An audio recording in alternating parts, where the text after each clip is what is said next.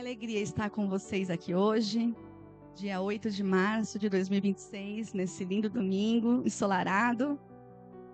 Um dia em que o mundo inteiro comemora, o Dia Internacional das Mulheres. Quem que não gosta de ser homenageada, não é? E nós nos alegramos por isso. Gostamos de ser lembradas, não só um dia do ano, mas em todos os demais. E não sei se você conhece a origem, do Dia Internacional da Mulher. E embora essa data ela tenha surgido em um contexto de lutas de mulheres operárias, defendendo ideologias socialistas, marxistas, o foco foi bem assim, a mulher tem que fazer acontecer, a mulher está em posição desigual do homem, luta de classes. Mas a nossa celebração ela tem outro fundamento. Que nós não estamos aqui para defender ideologias contrárias à palavra de Deus, mas para celebrar o papel da mulher que edifica o lar e a sociedade sobre a rocha, que é Jesus Cristo, como nós cantamos aqui. A minha casa está firmada nele, que é a rocha da minha salvação. Amém? E nessa noite, um dia dessa semana, eu acordei 2h pouco da manhã, não consegui dormir mais, e eu comecei a ler a história de uma mulher na Bíblia que me impactou. Nós tivemos ontem um encontro de um café com mulheres na padaria, foi tão gostoso estar juntas, em que pudemos desabafar, pudemos ministrar no coração uma da outra. E eu comentei também sobre isso. Interessante que não foi só comigo, que o Senhor deu essa mesma história. Depois a Paula veio conversar comigo, que o Senhor também falou com ela sobre essa mesma história. Então, eu creio que essa palavra é de Deus para os nossos corações. Então, vamos falar hoje, o tema dessa mensagem é mulheres como Esther, chamadas para um tempo como este. É lógico que eu estou falando de mulheres, mas essa palavra também se aplica a você homem, você jovem, você adolescente, você pai, irmão, se aplica a todos. A Esther é uma mulher que nós vamos conhecer a sua história, que ela recebeu um livro com o seu nome. Só 2 na Bíblia receberam, além dela o livro de Ruth. Esther, ela que ao contrário das figuras das mulheres lá do dia 8, que fundaram o dia 8 de março, que buscavam subversão da ordem, buscavam conflito entre os sexos, a Esther, pelo contrário, nos ensina a verdadeira força feminina. E nós devemos tomar muito cuidado, porque esse mundo ele grita muito alto, muitas vozes gritam, muitas pautas que às vezes conflitam com os valores cristãos. Querem desconstruir o lar, desconstruir o casamento, desconstruir a maternidade, o papel da esposa, como se o lar fosse um lugar de opressão e não de santidade, substituindo a proteção da família pelo Estado. Muito cuidado com essas pautas.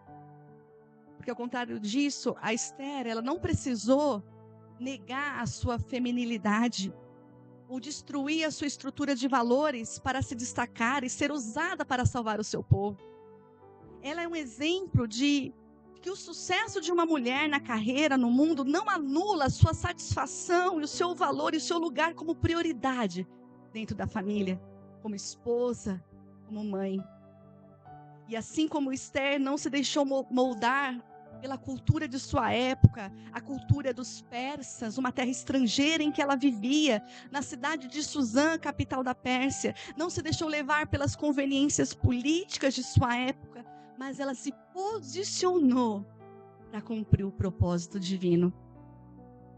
Então nós olhamos para esse dia hoje, 8 de março, com essa oportunidade de reafirmar a nossa identidade em Deus, conforme o seu propósito para nós.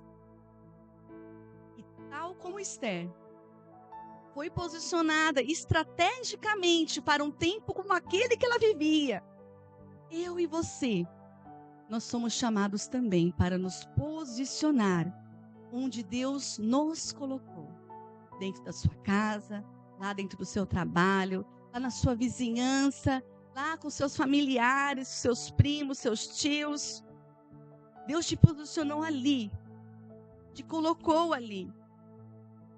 E não devemos nos deixar levar por mentiras e enganos, mas buscar a verdade histórica, a verdade bíblica, resgatando a feminilidade que edifica o lar e edifica a sociedade.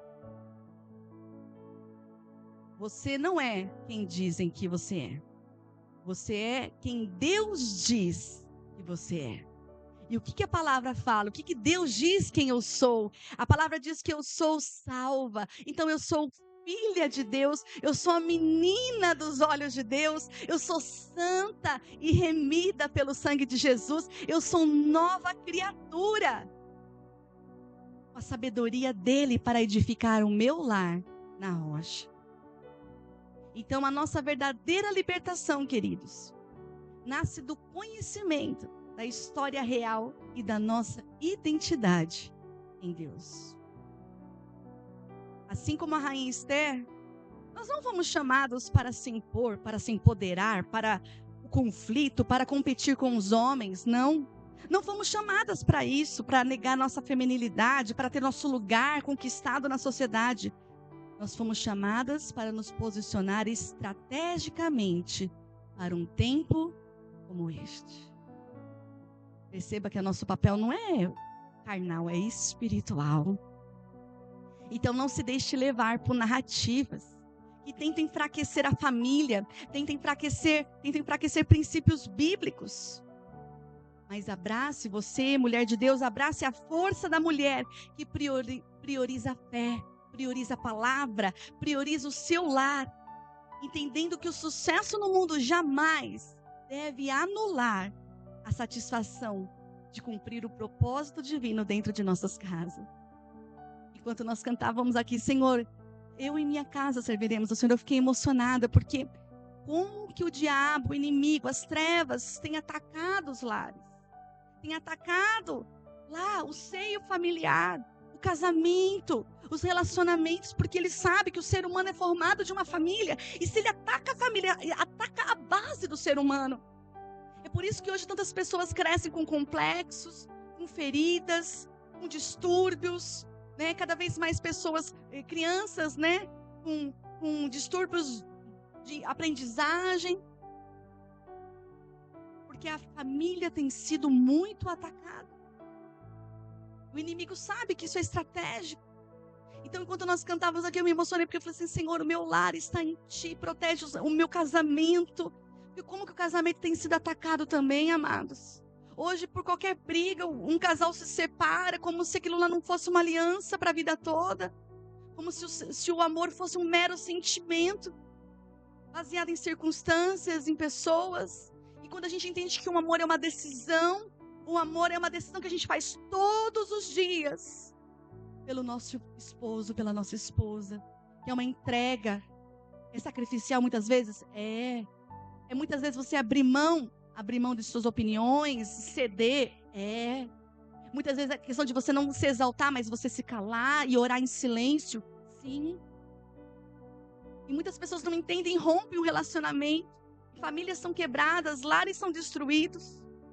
Por isso que eu me emocionei, porque nós temos que clamar, amados, para que a nossa família, o nosso lar, aqui o inimigo não vai tocar. No meu casamento o inimigo não vai tocar. E por isso que eu oro para que o Senhor levante homens e mulheres que tenham essa consciência que o meu lar é um pedaço do céu. Podem sim haver conflitos. Na minha casa tem conflitos todos os dias. Ainda mais com criança pequena. Mas eu decidi que o meu lar é um pedaço do céu. E o meu lar, o inimigo não toca. Eu não vou me deixar levar por falas, por pautas ideológicas. Mas eu vou firmar o meu lar na palavra. No Senhor é a rocha. Então o Senhor nos chama para isso. Então nós vivemos dias em que a identidade feminina ela é distorcida, confundida e atacada. Mas Deus continua levantando mulheres que não se movem por ideologias, por filosofias, ou por qualquer outra teoria de engano, mas sim se movem pela direção do céu. Será que você pode dizer, eu sou essa mulher que se move pela direção do céu, pela direção da palavra, amém? Então hoje nós não vamos lembrar apenas uma história, mas seremos confrontados por essa história.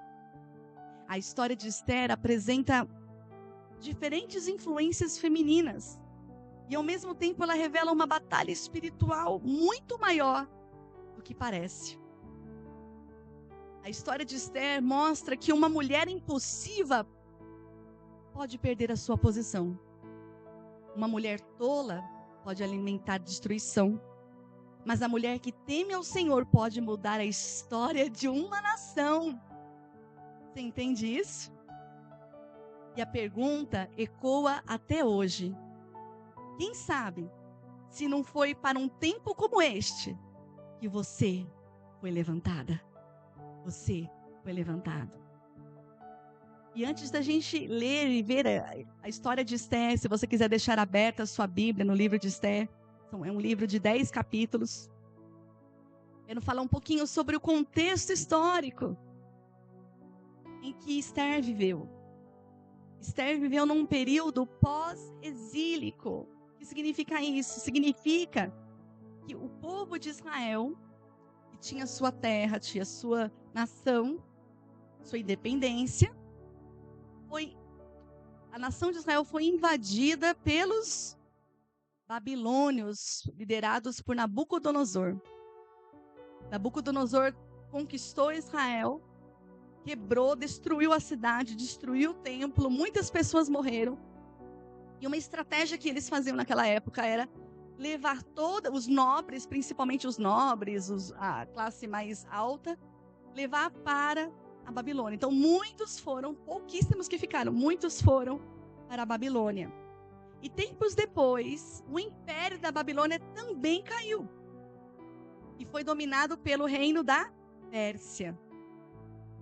Em 586 a.C., né, essa destruição que eu falei de Jerusalém pelos babilônios foi em 586 a.C. Então, anos depois, o Império Babilônico ele é conquistado pelos persas, através do imperador Ciro o Grande. E Ciro, ele foi um homem muito bom, apesar de ser um grande conquistador e, né, avançar em outros territórios, ele foi bom porque ele permitiu que os judeus que estavam lá na Pérsia, antiga Babilônia, voltassem para Jerusalém, reconstruíssem o templo que estava ali, as ruínas. E isso é relatado nos livros de Esdras e livros de Neemias da Bíblia. Esdras, ele relata uma restauração espiritual e do templo, enquanto Neemias relata uma restauração dos muros e da segurança, né, uma restauração física da cidade de Jerusalém. E o interessante é que Ciro, como imperador, o grande, ele se destaca também porque ele inaugura a primeira declaração de direitos humanos do mundo, através do cilindro de Ciro. Então tem uma imagem de Ciro, que eu separei ali. Ele estabeleceu princípios revolucionários para aquela época, era o século 6 a.C.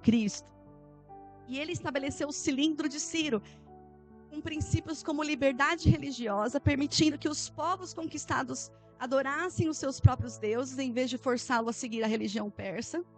Ele estabeleceu o fim da escravidão forçada, libertando escravos e babilônios que viviam na servidão por causa de dívidas ou por causa da guerra.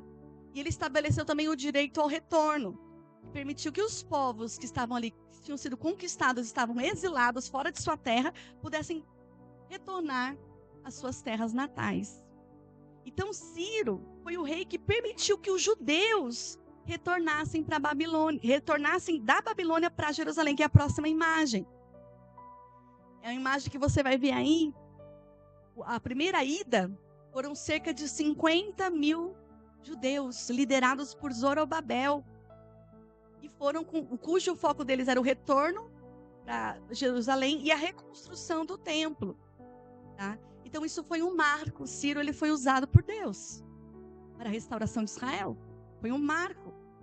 E 80 anos depois desse decreto de Ciro, o sacerdote e escriba Esdras, ele vai liderar um grupo também, um novo grupo, para ir para Jerusalém, mas o foco seria a restauração espiritual. Ele iria ler lembrar o povo da lei, lembrar o povo dos mandamentos para trazer quebrantamento, para que o povo não se deixasse contaminar pelos outros povos, para que o povo voltasse às suas raízes, à sua fé.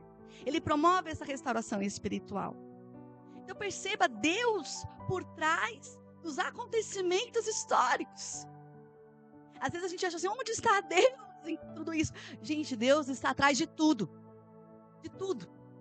Ele tem o domínio de todas as coisas. Então, sem essa política de tolerância iniciada por Ciro, a comunidade judaica na Pérsia, onde Esther se encontrava gerações depois, talvez nem existisse. Se não houvesse essa complacência, essa compaixão, né, de Ciro para com os outros povos. E eu pergunto, né, onde Esther se encaixa nisso tudo, nesses acontecimentos? Esther viveu durante o domínio persa, provavelmente durante o reinado do imperador Xerxes I. Ele é identificado na Bíblia como rei Assuero. Por volta, ele reinou de 486 a 465 a.C.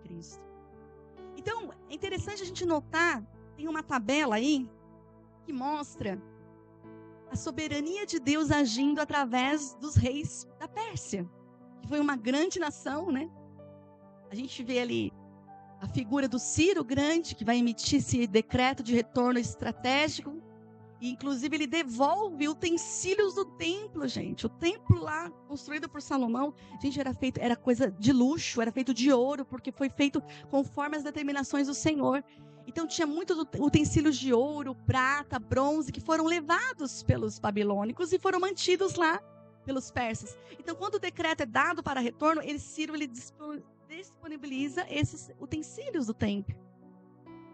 E aí nós vimos, depois de Ciro, vem Dário I, e ele confirma esse decreto, e ele também inclusive financia a construção do templo, ele fornece recursos para a construção do templo.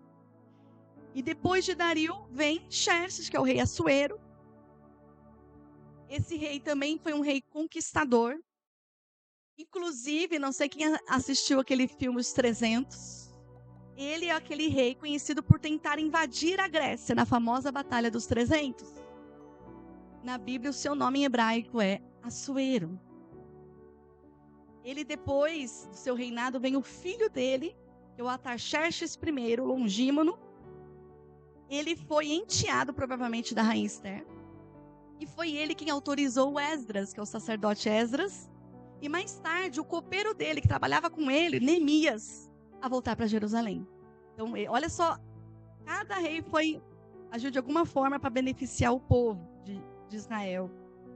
Então, Neemias, ele volta, que ele era copeiro do rei, ele estava assim, ele morava no palácio. Ele era copeiro desse rei Artaxerxes I.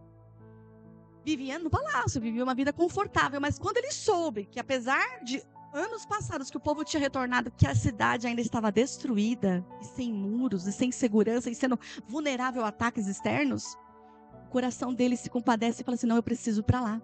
E aí o rei autoriza ele vai para Jerusalém. E em 52 dias, com muita luta, oposição política, conflitos internos, uma mão eles levantavam os muros, com a outra mão eles lutavam. Em 52 dias eles conseguem reerguer os muros de Jerusalém. E ele promoveu uma organização civil ali, uma organização entre eles também, para começar já a estabelecer-se como cidade, como estado. Então veja o agir de Deus, né? Esdras cuidou da fé, o templo e a palavra, e Neemias cuidou da segurança nos muros e administração. E que curiosidade, olha, cronologicamente a história de Esther acontece no intervalo do capítulo 6 e 7 do livro de Esdras, durante o reinado do rei Xerxes I, Assuero, rei Assuero. O que explica que naquela época em que Esther vivia, havia muitos judeus ainda vivendo na Pérsia. Nem todos retornaram, alguns acabaram se estabelecendo por ali, criando suas famílias, criaram laços, acabaram ficando por ali, em vez de ter retornado todos de uma vez. E ali se encontrava Esther, fazia parte desse grupo de judeus vivendo na capital da Pérsia, chamada Suzã. Então, entenda, né, fazendo um resumo desse cenário político, desse cenário histórico de Israel, dos judeus ali da Pérsia, Israel não era um estado independente, era um estado dominado. O povo judeu vivia disperso pelas nações. Havia uma reconstrução acontecendo lá em Jerusalém. E Deus estava agindo mesmo fora da Terra Prometida, agindo ali, com os judeus ali na Pérsia. E o interessante é que no livro de Esther, o nome de Deus em nenhum momento é mencionado. Mas a sua providência claramente é vista, agindo nesse livro. Então Esther representa o agir de Deus na diáspora. Ou seja, numa terra estrangeira, em meio a uma cultura pagã, o Senhor continua preservando o seu povo e levantando pessoas para um tempo como este. E aí agora a gente vai falar um pouco mais sobre Esther. Quem foi Esther? Alguém sabe? Esther, o nome dela significa, na sua origem persa, porque a origem do nome Esther é persa, ela tinha um outro nome como judia. Isso também era uma tática, uma estratégia dos povos. Quando eles traziam os povos de longe para sua terra, eles davam nomes estrangeiros para os exilados, nomes que eram típicos daquela nação. Então Esther, que foi o nome persa que ela recebeu, significa estrela. E tem um gráfico aí, isso, com o significado dela. Esther significa estrela, simbolizando alguém que brilha na escuridão, ou que serve de guia, o que combina exatamente com o papel de Esther. Nós vamos ver a sua história. Outros estudiosos relacionam a Esther a uma palavra hebraica, que significa esconder ou ocultar. Por que isso? Porque Esther, nós vamos ver, o primo dela, que foi uma pessoa de Deus na vida dela, que na verdade foi um pai adotivo para ela, ele orientou ela a esconder a sua nacionalidade judia. Justamente porque eles viviam num cenário político instável, sujeito a perseguições. Eles eram estrangeiros, então ele orientou ela a esconder. Então, essa origem, né, de estarã, de esconder, ocultar, tem a ver com isso também, dela esconder a sua identidade judaica. E também um simbolismo de que Deus está escondido no livro de Esther. Ele não é mencionado nominalmente, mas a sua providência é evidente em cada detalhe desse livro. E o nome Esther, em hebraico, ela era chamada de Hadassa. Hadassa significa murta, que é uma planta que ela tem que ser esmagada para sair o seu cheiro, a sua fragrância. O que é uma metáfora, né, de resiliência diante de pressão. Ou seja, Esther é a estrela que brilha no palácio, mas que também escondeu a sua face para agir no momento certo. Hadassa, como significa murta, né? Ela representa a sua essência, as suas raízes, a sua fé interior. E como estrela escondida, né? Esther representa a sua função pública, em que ela precisou esconder quem ela era, no momento crítico, para que pudesse brilhar como uma estrela para salvar o seu povo. Vamos entender qual foi o caminho preparado para Esther. Está preparado para ouvir? Veja, a Esther então vivia na Pérsia como exilada, como parte de um povo que foi subjugado numa terra estrangeira. E o seu cenário, a sua situação não era das melhores nem das mais promissoras. Porque além disso tudo, a Esther era órfã de pai e mãe. Ela era uma jovem, aqui que não detalha qual foi a causa da morte dos pais, se foi uma doença, se foi por causa de algum acidente, de perseguição, de uma guerra. Apenas traz um nome, em 2 versículos, do nome do pai, que é Abiail, e estabelece esse fato logo no início para explicar a sua origem. Lá em Esther, capítulo 2, versículo 7. Vamos ler? Esther 2, 7. Diz assim: Mardoqueu, em outras versões diz Mordecai, que é o mesmo nome, tinha uma prima chamada Hadassa, que havia sido criada por ele, por não ter pai nem mãe. Essa moça, também conhecida como Esther, era atraente e muito bonita. E Mardoqueu a havia tomado como filha quando o pai e a mãe dela morreram. Então imagina, então a gente tem uma imagem aqui que eu separei da Esther, criança. Pode voltar um pouquinho. Aí. Ela criança, havia perdido seus pais em tenra idade, e quem a criou foi o seu primo. Ele se tornou Mordecai, se tornou o pai adotivo dela. Aqui fala que ele era primo. Imagine então essa órfã numa terra estrangeira, como que ela era extremamente vulnerável. E às vezes você se sente vulnerável. Não sei qual que é o seu contexto de família, seu contexto histórico. Mas em algum momento talvez você também tenha se sentido vulnerável, fraco, sujeito, né, a maldade de outras pessoas. Mas Deus levantou uma pessoa de Deus na vida dela. Levantou Mordecai, que foi essencial para a sua sobrevivência. Ele se tornou um pai adotivo de Esther e criou ela como sua própria filha, mas ele foi um paizão, ele foi um pai presente em todo momento da vida dela. E assim também Deus levanta Mordecais na nossa vida. Talvez você não teve um pai presente, uma mãe presente, ou teve, né? Mas o Senhor levanta pessoas como Mordecai, que são essenciais para a sua sobrevivência.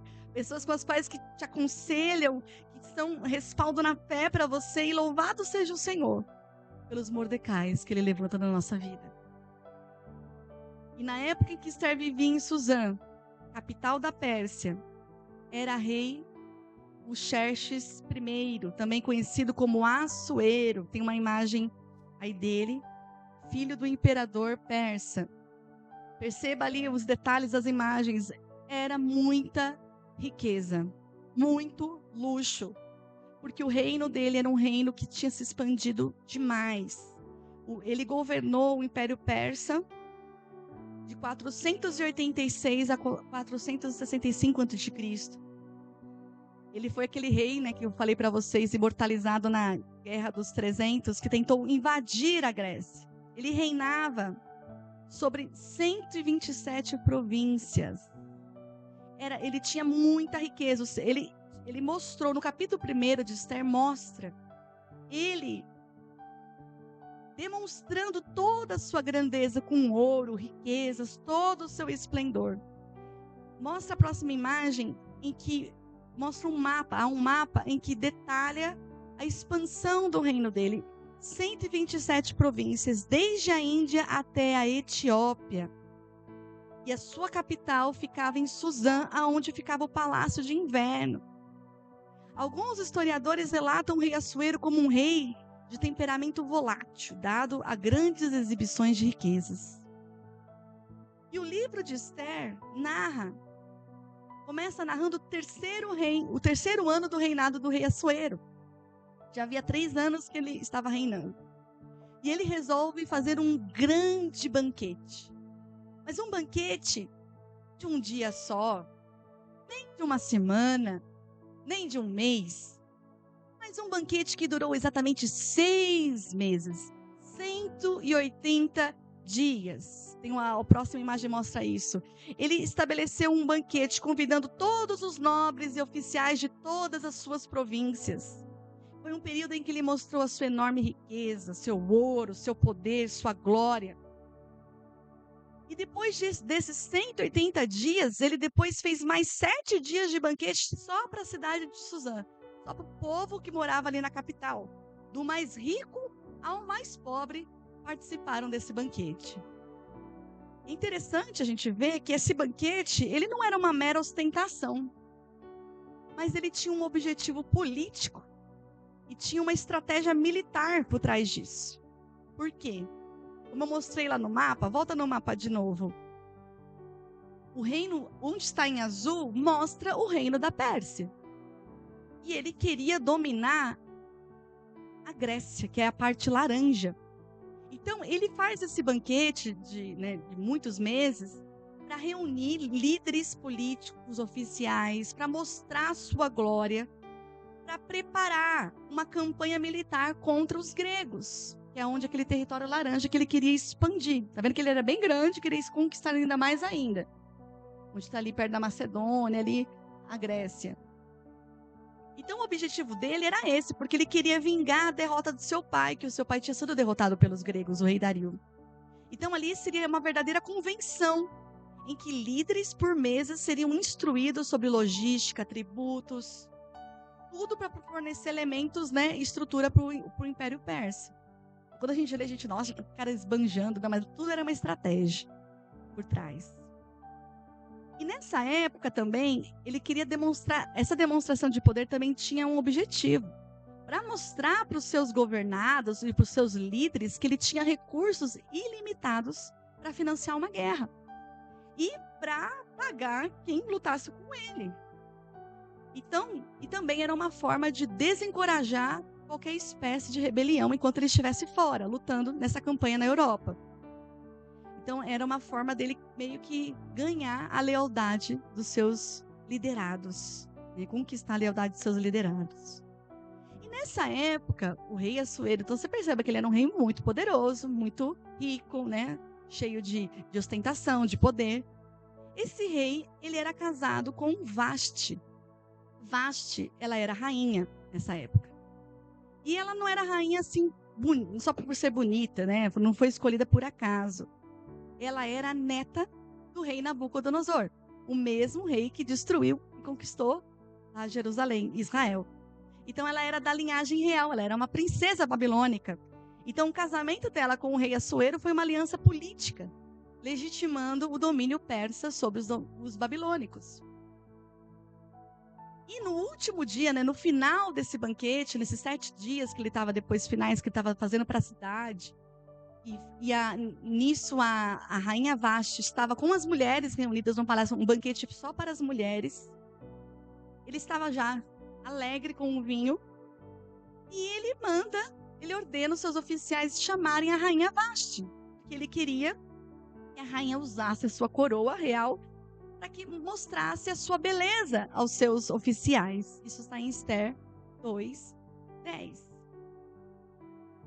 E neste momento, como eu disse, a rainha Vashti estava num banquete só para mulheres ali no palácio. E diz o texto que, ao ser chamada à presença do rei, ela se recusou. Não se diz aqui exatamente o motivo. Provavelmente ela poderia estar um pouco irritada, provavelmente cansada talvez da vida do palácio, talvez irada por algum motivo. Se deixou levar por alguma pulga, alguma situação que fez ela recusar o chamado do rei. E isso deixou o rei Assuero furioso.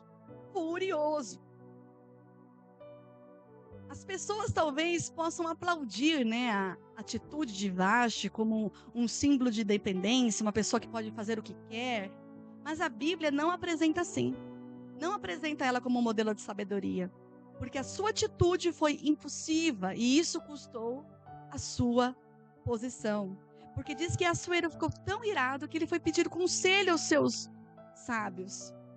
E aí eles argumentaram, dizendo que o exemplo de Vashti era terrível para as outras mulheres do reino. Ela poderia causar uma verdadeira rebelião doméstica entre as mulheres. Quando soubessem as mulheres o que ela fez, ela se recusou a apresentar-se ao rei diante do chamado. Isso poderia fazer com que as mulheres também pudessem menosprezar e desrespeitar os seus maridos, os sábios falaram. Então é certo, rei, que o senhor tome uma atitude e destitua Vashti como rainha. E o rei acolhe esses conselhos e emite um decreto que é irrevogável e manda cartas para avisar todo o povo de que Vashti não era mais rainha, que ela tinha sido destituída e que todas as mulheres deviam receber isso como um conselho para respeitar os seus maridos. Olha só, olha as consequências, né? O que acontece com Vashti? Ela perde o seu título. Ela é destituída do cargo de rainha. Ela é banida. Ela é proibida de estar na presença do rei para sempre. Provavelmente ela sai dali e vai morar em algum outro lugar. Não se sabe onde. e perde todos os seus privilégios reais, suas propriedades.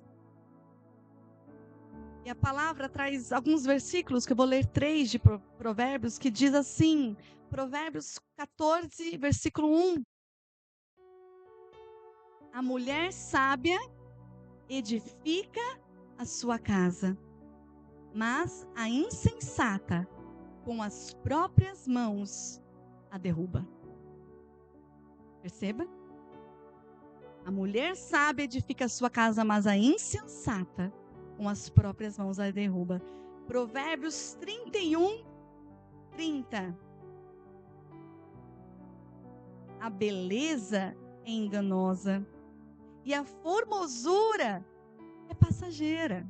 Não é verdade? Todo mundo vai envelhecer, todo mundo vai ficar com as pelinhas mais assim, ó, caidinha, vai ganhar uns quilinhos. A beleza é enganosa, a formosura é passageira. Mas a mulher que teme ao Senhor será elogiada.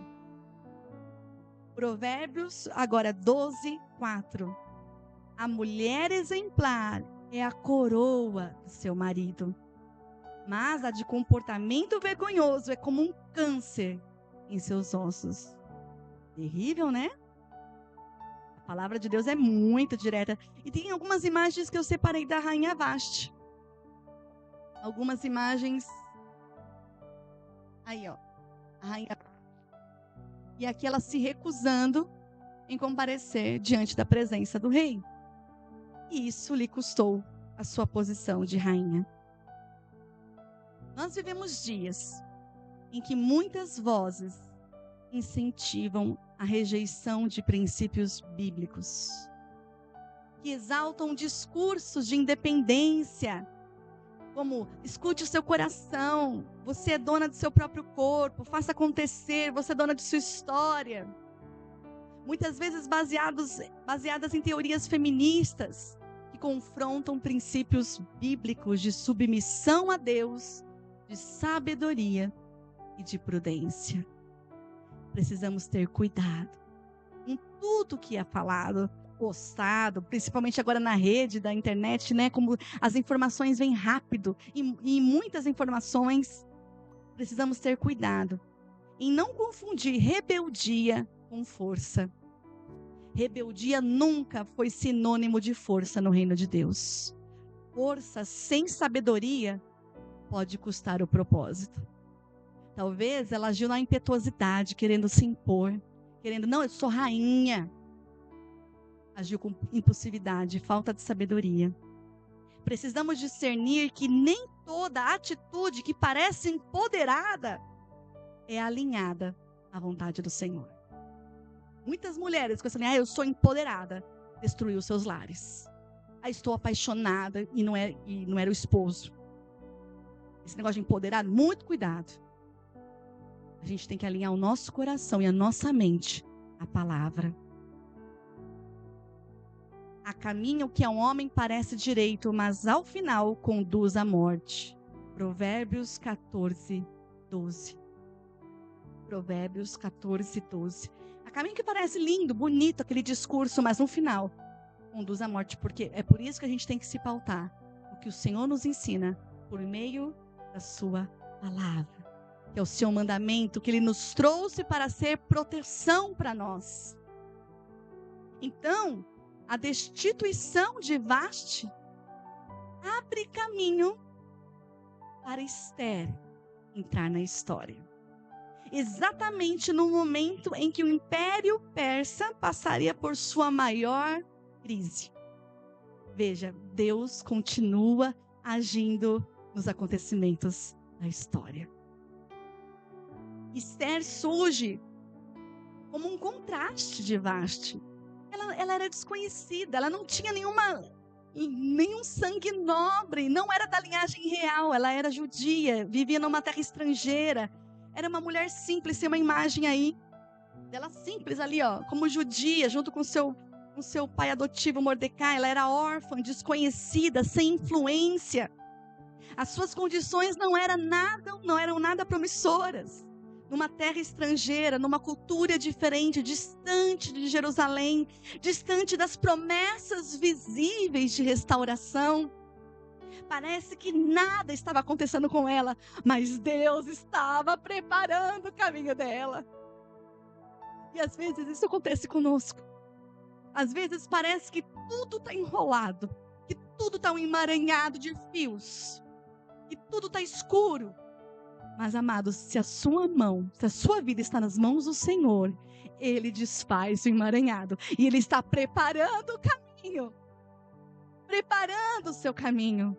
Te conduzindo exatamente para o lugar onde Ele quer te colocar.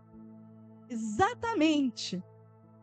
Então parecia tudo muito assim, uma vida simples, uma vida ali desconhecida, distante das promessas. O povo estava espalhado, havia incertezas, havia ameaças, havia medo. E é exatamente nesse cenário que Deus levanta essa mulher. Exatamente, mas porque Deus também conhecia, amados, o coração dela. Deus conhecia o coração, como o coração dela era apegado a Ele. E no capítulo 2, versículo 1 do livro de Esther, diz, olha só, que passado algum tempo, o rei Assuero lembrou-se de Vaste e do que ela fizera. Isso sugere que ele sentiu falta de uma companhia feminina, talvez até meio que se arrependido de ter desfeito lá o casamento. Mas a lei persa era irrevogável, não podia ser mudada. E através de sugestão dos seus conselheiros, Assuero resolve escolher uma nova rainha para ser a sua esposa. Não parece um conto de fadas? Uma nova rainha. Interessante que Esther não poderia aparecer no momento melhor.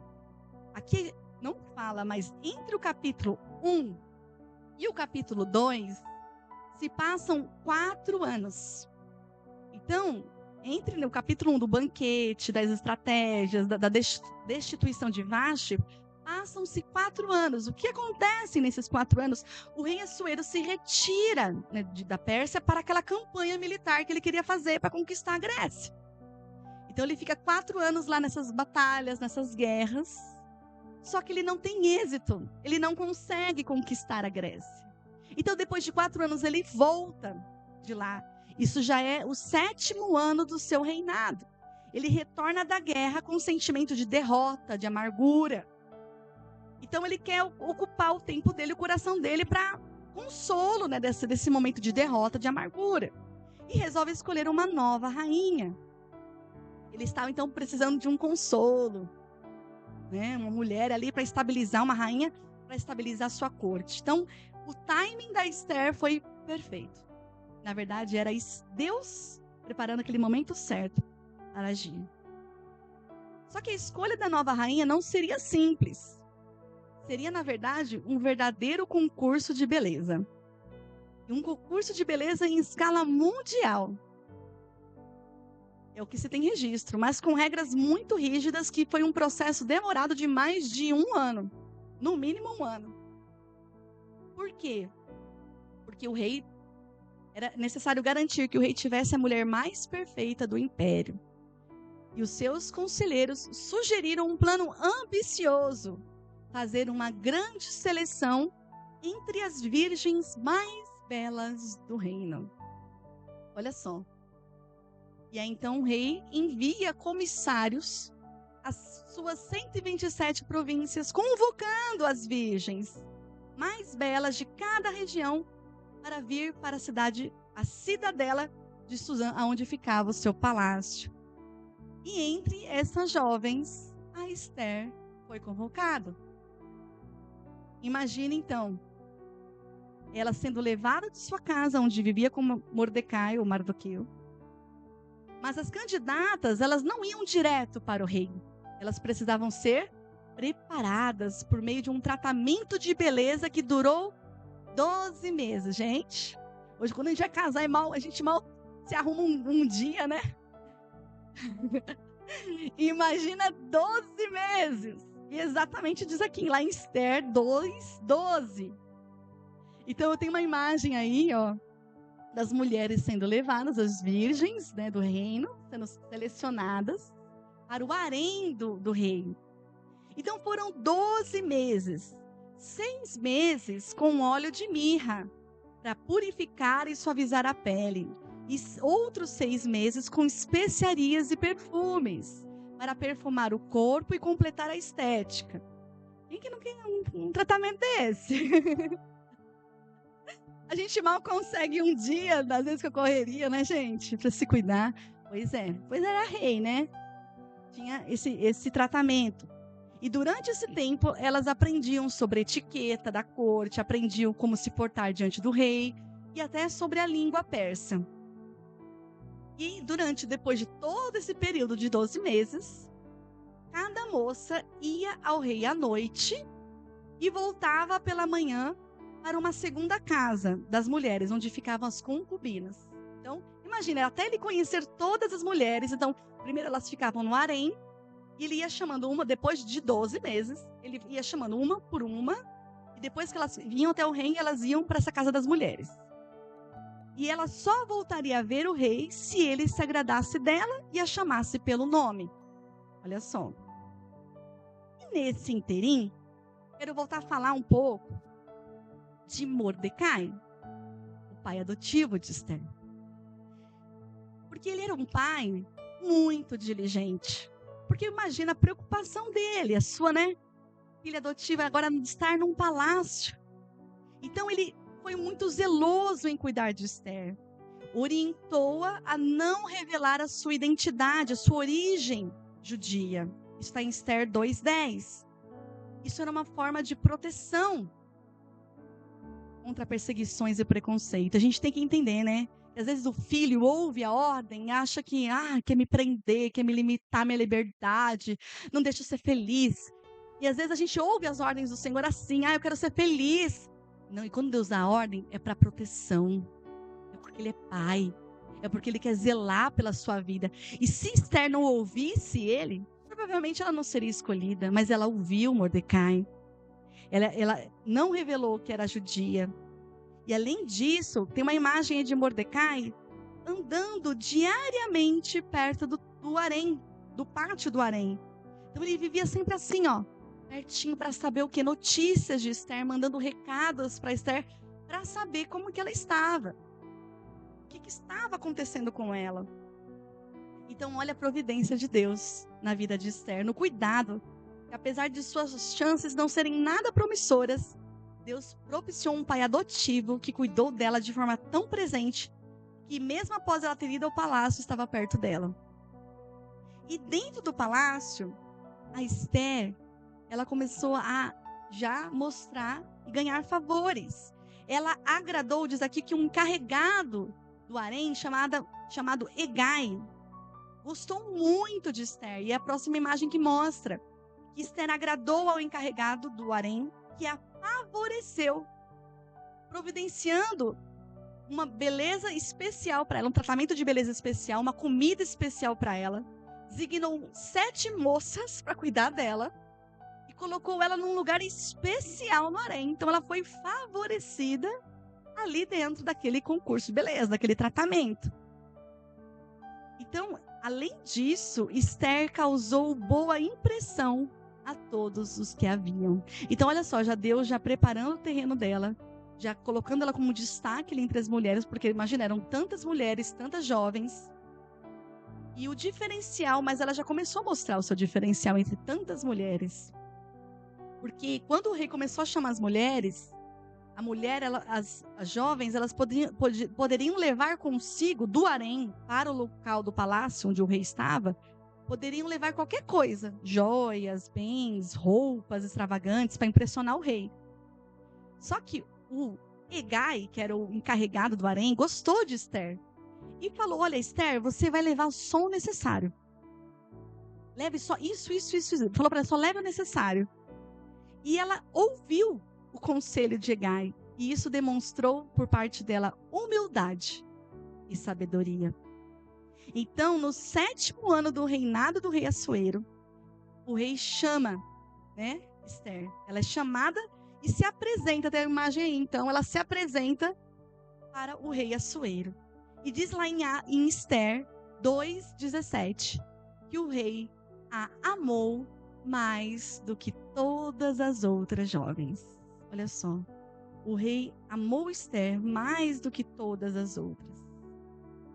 É então neste momento que ele decide, né? Ele manda chamar de volta Esther e fala: eu escolhi ela. Ela chama pelo nome Esther e decide casar-se com Esther. E coloca sobre ela a coroa real e declara ela como rainha da Pérsia. Olha só, ele escolhe Esther e aí na imagem seguinte ele se casa, escolhe ela como sua rainha. E aí faz um grande banquete que é chamado Banquete de Esther. Nesse banquete ele concede isenção de impostos, ele fica todo feliz, né? Ninguém vai mais pagar impostos por enquanto. Distribui presentes, ele aí fica, né? Esther conquista o coração do rei, né? Deixa o rei generoso. E o que era improvável aconteceu. Esther se tornou rainha da Pérsia. Aquela menina judia, órfã, tadinha. Não era tadinha, Deus estava levantando ela. Diferente de Vaste, Esther ouviu conselhos. Ela obedecia o seu pai adotivo. Ela seguia as orientações de Hegai. Ela não confiava apenas em sua própria percepção. E a palavra diz isso, que na multidão de conselhos há sabedoria. E o que o mundo fala? Se conselho fosse bom, né? Seria pago, né? Olha só, o mundo fala uma coisa, mas a palavra diz o quê? Na multidão de conselhos há sabedoria. Então, enquanto Vaste, aí eu faço assim ela aí sendo coroada, e a próxima imagem aqui é uma comparação. A mulher, né, ali poderosa, empoderada, Vaste, que age por impulsividade, que quer fazer acontecer. Enquanto Vaste agiu por impulso, Esther agiu com prudência. Enquanto uma perdeu, a outra foi exaltada. Assim diz a palavra lá em Mateus 23:12. Mateus 23:12. Pois todo aquele que a si mesmo se exaltar, será humilhado. E todo aquele que a si mesmo se humilhar, será exaltado. Veja, esse é o princípio do reino. Quem se exaltar será humilhado, mas aquele que se submeter, aquele que procurar o ensino, que procurar o conselho, esse será exaltado. E Provérbios 16:18. O orgulho precede a queda. O orgulho precede a queda. Então aqui está um divisor de águas para nós. A mulher que se apoia apenas na própria voz pode se tornar autossuficiente. Mas a mulher que teme ao Senhor, ela reconhece que a obediência não é opressão, não. A obediência é proteção. E a submissão, ela é vista como um princípio mútuo de cuidado e não de subjugação. É por isso que aquele princípio, né, da mulher se submeter ao seu marido é um princípio.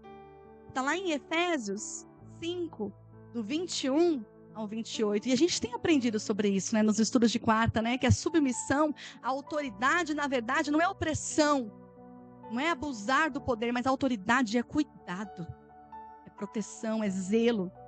E é nesse sentido que em Efésios fala lá, Efésios 5, do 21 ao 28, diz: sujeitem-se uns aos outros, por temor a Cristo.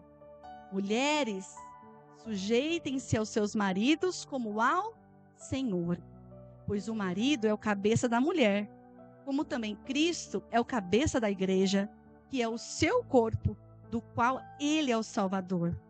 Assim como Cristo, a igreja está sujeita a Cristo, também as mulheres estejam sujeitas aos seus maridos.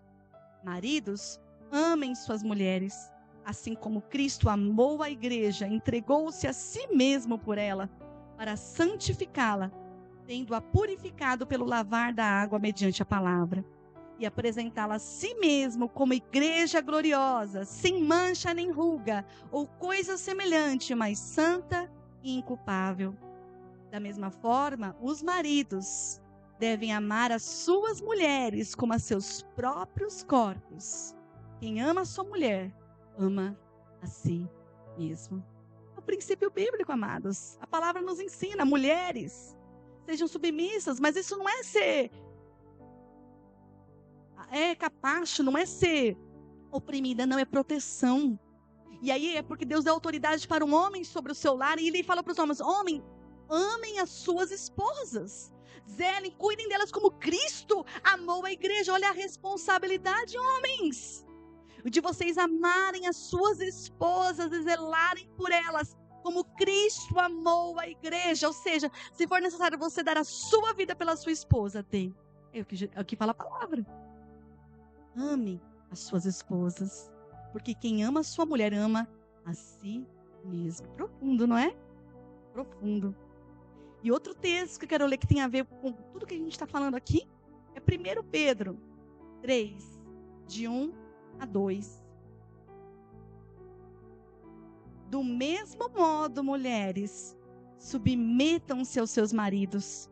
Assim, se alguns são rebeldes à palavra, a conduta de suas mulheres poderá ganhá-los sem palavras. Olha que texto profundo. Quantas servas do Senhor, né, que lutam para que seus maridos venham para o Senhor. A gente sabe que oram. E o seu marido é santificado por ela. O seu lar é santificado por ela.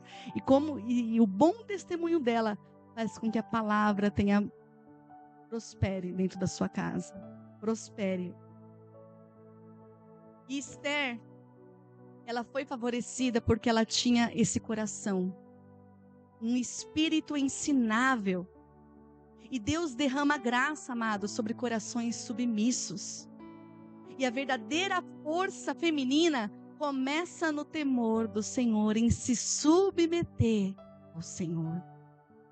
E hoje nós enfrentamos uma guerra silenciosa contra a identidade feminina estabelecida por Deus.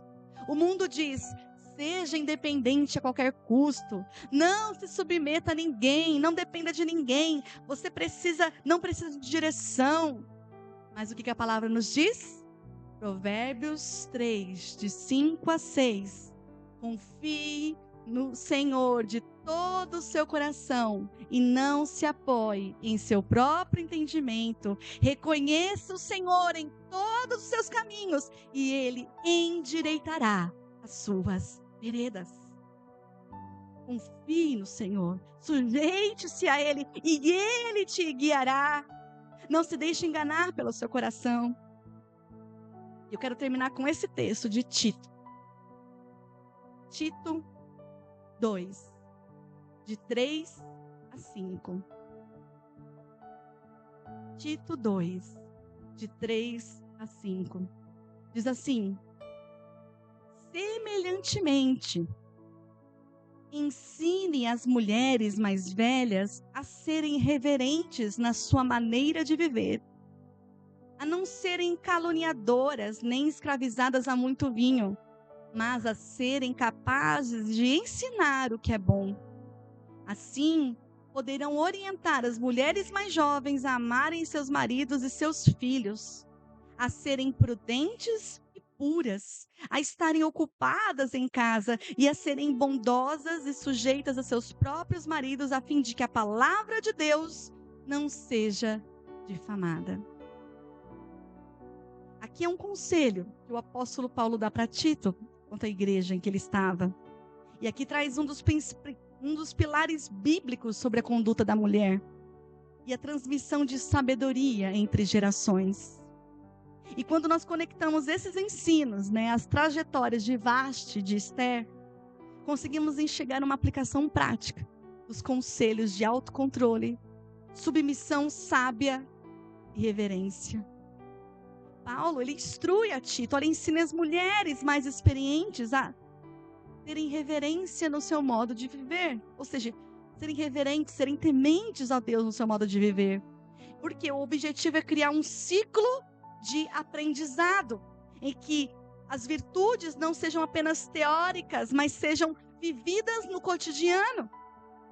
As mais velhas sejam mestras do bem, ensinando pelo exemplo, com sensatez e pureza, né? O domínio próprio aí acima do impulso. E isso tem tudo a ver com o quê?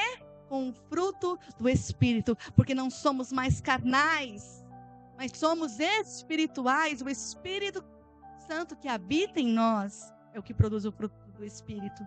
E ele fala de bondade e gestão do lar, ou seja, o cuidado, né, com a esfera completa da mulher. E Deus abençoa essa mulher.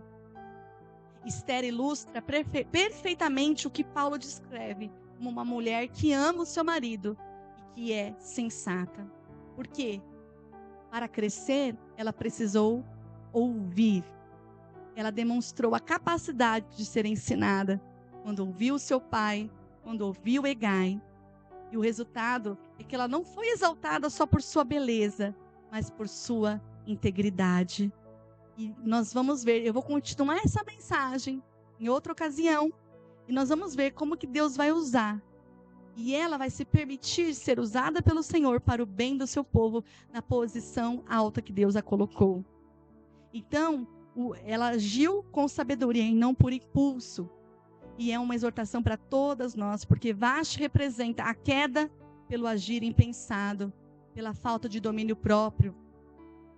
E por isso ela foi destituída.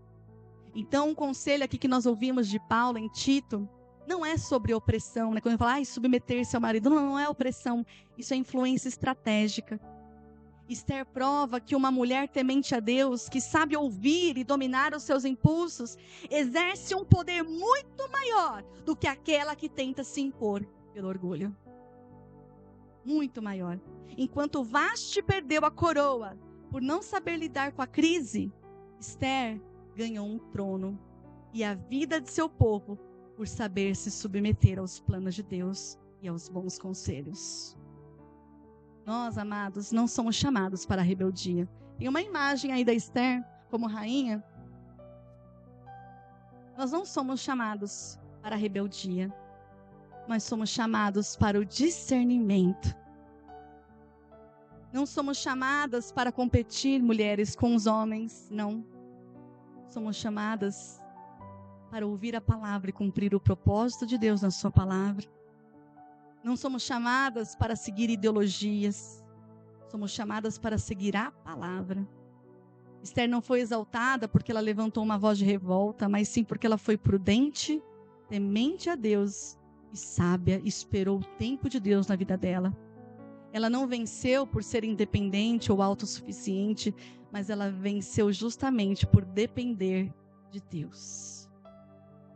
Amados, que Deus levante nessa geração mulheres que temem ao Senhor, mulheres que ouvem conselhos, mulheres que rejeitam ideologias contrárias à palavra, mulheres que se submetem o seu coração ao Senhor, mulheres que compreendem que a posição é uma responsabilidade espiritual, mulheres de espírito ensinável, abertas a aprender, capazes de ouvir antes de agir, que se consagram, que dobram o seu coração e consagram e santificam o seu lar diante do Senhor. Que possamos ser mulheres que entendem que a posição que o Senhor nos colocou é para um tempo como este. Que entendem que o sucesso na carreira não anula o seu lugar no lar, dentro do lar da família, como esposa, como mãe. Mulheres reverentes no modo de viver, que são sensatas e puras, que são exemplo para outras mulheres sobre como proceder diante da crise, que dão valor à palavra. Mulheres que não se movem por vozes, mas se movem pelos céus. E através dela, decretos são quebrados e famílias preservadas. Que o Senhor te abençoe e te levante para um tempo como este. Amém.